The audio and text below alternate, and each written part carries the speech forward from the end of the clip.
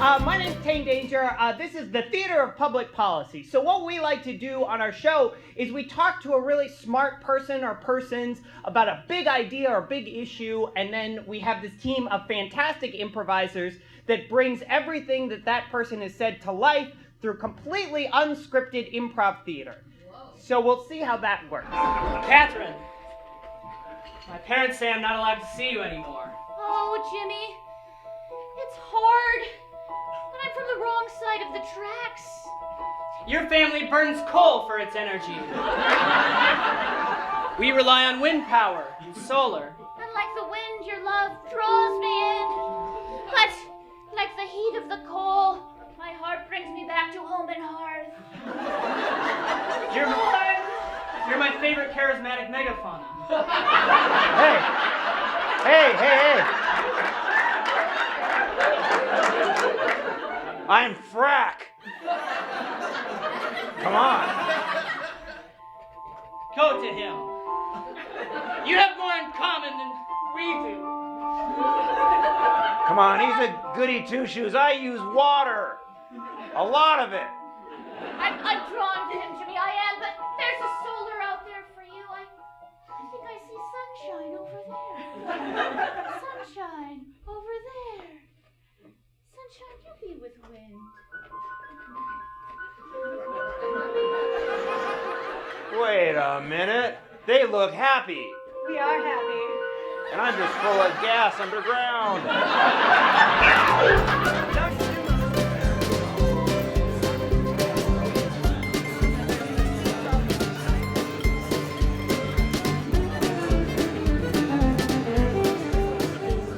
We're going to bring back on stage Julia from Minnesota Interfaith Power and Light, because we want to talk a little bit about what can people actually do, what can individuals actually do. So please, a big round of applause for Julia.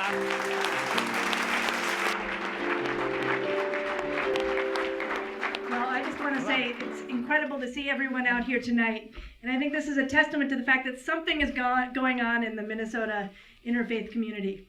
People are waking up and they're leaning into this question of how climate change relates to the things that people traditionally in congregations have cared about. Hunger, poverty, the human problems that really drive us to think about justice in the way that we have. And we have a really unique set of tools to be able to bring to that problem. And so having people start to think about climate change as one of the many things that challenges us in our future is essential. And it's so exciting to watch people come together and start making that happen. In 2011, I was in Washington, D.C., and we had about 50 people staying at my parents' house for a conference called Power Shift. And at that conference, there were 10,000 youth organizers who went to D.C. to start thinking about how to shift the power shift. And they met with Obama, some of the leaders of that conference, and Obama said, "Show me the movement. Show me the people." And I think that it's through congregations, in part, that we're going to be able to show Obama that this isn't just a bunch of environmentalists, right? This is the people who care about hunger. This is the people who care about tutoring children. This is the people who care about what's going on in Haiti because they have sister congregations there. These are the people, the regular American people, and I'm sorry to say that, but these are the people that are going to be able to make that statement to Obama. And I think that's really what's exciting about watching this interfaith movement gain power and push him forward.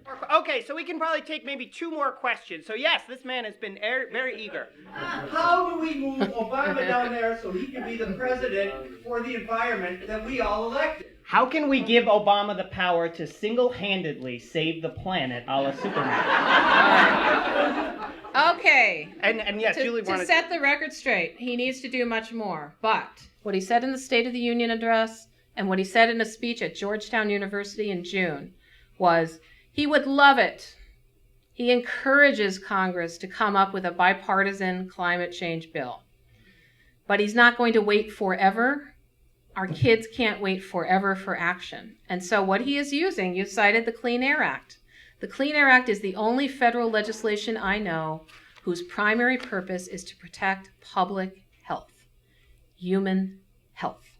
And the Supreme Court of the United States said, if the Environmental Protection Agency determines through the scientific literature that carbon pollution endangers human health, which they did in 2009, carbon pollution endangers our human health, then the EPA must regulate it, must limit it, just like they limit the amount of lead, arsenic, sulfur, and mercury from power plants. They need to limit the amount of carbon. That's the direction that the Obama administration is on, and we expect to see the first regulations for coal plants, what the president called closing the dirty coal loophole. The first regulations will be proposed on June 1 of this year. And what we need to do is tell the president, stay on that schedule, they need to be tight regulations, and we need to move fast on this.